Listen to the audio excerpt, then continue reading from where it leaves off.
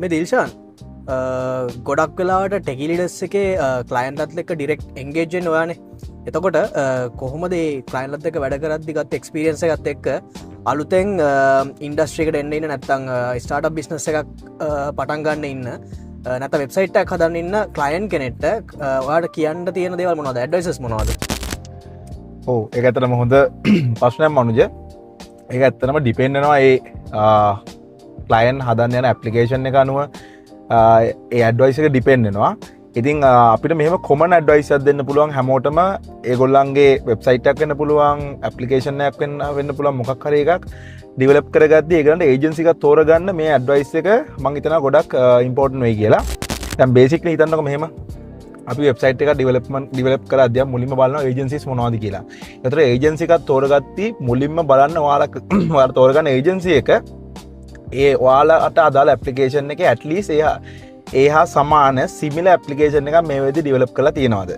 ඊට පස්සේ ඒ වගේම තමයි අනිත් දේ තමයි රිවිව්ස් බලන්න. يعني ඒගොල්ලෝ කොච්චර කාලයක් තුර මේ ඩෙවලොප්මන්ට් කරගෙන යනවද ඊට පස්සේ රිවිව්ස් පොසිටිව් රිවිව්ස් තියෙනවද නෙගටිව් රිවිව්ස් උනත් ඒවා මොන විදියකින් ඒගොල්ලෝ ඒ නෙගටිව් රිවිව් එක දීලා තියෙනවද කියලාත් බලන්න. ඊට පස්සේ ඊළඟ කාරණාව තමයි ඕගොල්ලන්ගේ ඩෙවලොප්මන්ට් වලදී කොස්ට් එක හිතනවටත් වගේම කොස්ට් එකත් අනිවාර්යයෙන් ඉම්පෝර්ටන්ට් දෙයක්. කොස්ට් එක ගැන අනිවාර්යයෙන්ම හිතන්න ඒ හා සමානව ඔයාගේ ඇප්ලිකේෂන් එක ඩෙවලොප් කරාට පස්සේ WordPress එකක් වෙන්න පුළුවන් නැත්නම් කෝඩින් එකක් වෙන්න පුළුවන් after KRM process එක මොකද්ද? ඒ කියන්නේ tech leaders අපි හැම වෙලාවෙම මොකක් හරි ඒවා ඩෙවලොප් කරාට පස්සේ අපේ client අපි දෙනවා 3 month 6 month කියලා after care processing එක. ඒ process එක ඇතුළේදී free දෙනවා 3 month 6 month. හැබැයි ඒක depend වෙනවා අදාළ application එකේ හරි මොකක් හරි development එක requirements අනුව. හැබැයි පෙලක් කම්පැනිස් ඉන්නවා ඒගොල්ලෝ just වෙබ්සයිට් එකට ඇප්ලිකේෂන් එකක් ඩෙවලොප් කරලා දෙනවා after KRM process එක ඒගොල්ලන්ගේ නැහැ.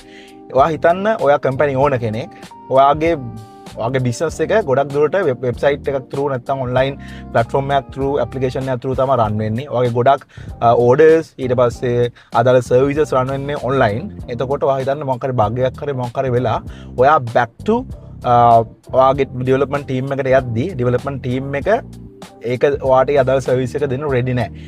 even ඒගොල්ලොත් දන්නේ නැති වෙන්න පුළුවන් මොකද්ද ඒගොල්ලෝ යූස් කරපු process එක. අපි අනිවාර්යයෙන්ම දැන් අපි හැම step එකක්ම report එකකට දානවා. ඒ report එක අපි client at the end එකේදී අපි ඒගොල්ලන්ට deliver කරනවා.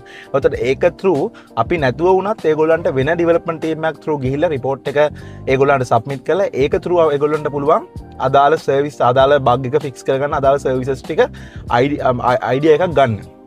ඒකින්ද